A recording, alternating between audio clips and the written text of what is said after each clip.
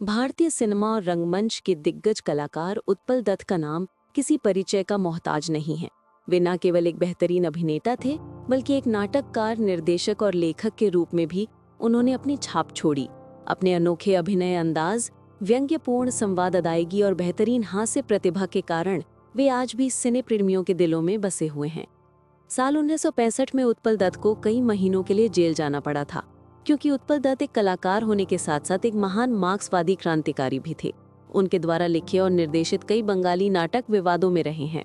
साल 1963 में 9 सैनिकों के विद्रोह की कहानी दिखाने वाला उनका नाटक कल्लोल भी विवादों में रहा था। इस नाटक के जरिए तत्कालीन कांग्रेस सरकार पर निशाना साधा गया था।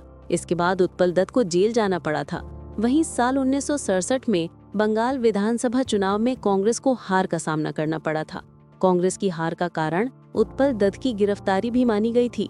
आपातकाल के बाद तत्कालीन सरकार ने उत्पल के लिखे 3 नाटकों पर प्रतिबंध लगा दिया था, जिनके नाम बैरिकेड, सिटी ऑफ नाइटमेयर्स और एंटर द किंग हैं। उत्पल दत्त का थिएटर प्रेम उन्हें कॉलेज के समय से ही स्टेज की ओर खींचने लगा। वे शेक्सपियर के नाटकों से बेहद प्रभावित थे और उन्होंने कई अंग्रेजी नाटकों में अभिनय किया। 1947 में उन्होंने शेक्सपियरियाना थिएटर कंपनी के साथ जुड़कर विभिन्न नाटकों में काम किया। हिंदी सिनेमा में उत्पल दत्त ने मुख्य रूप से हास्य और खलनायक की भूमिकाएं निभाईं। उनका अनोखा अंदाज, संवाद अदायगी और चेहरे के हाव भाव उन्हें बाकी अभिनेताओं से अलग बनाते थे। 1970 और 80 के दशक में उन्होंने कई हिट फिल्मों में काम किया। थिएटर में अपार सफलता के बाद उत्पल दत्त ने फिल्मों की ओर कदम बढ़ाया। उन्होंने 1950 के दशक में बंगाली सिनेमा में काम करना शुरू किया। सत्यजीत रे की फिल्मों से उन्हें राष्ट्रीय पहचान मिली। उनकी पहली चर्चित फिल्म भुवन शोम थी, जिसने उन्हें देश भर में प्रसिद्ध कर दिया और उन्हें राष्ट्रीय फिल्म पुरस्कार से सम्मानित किया गया।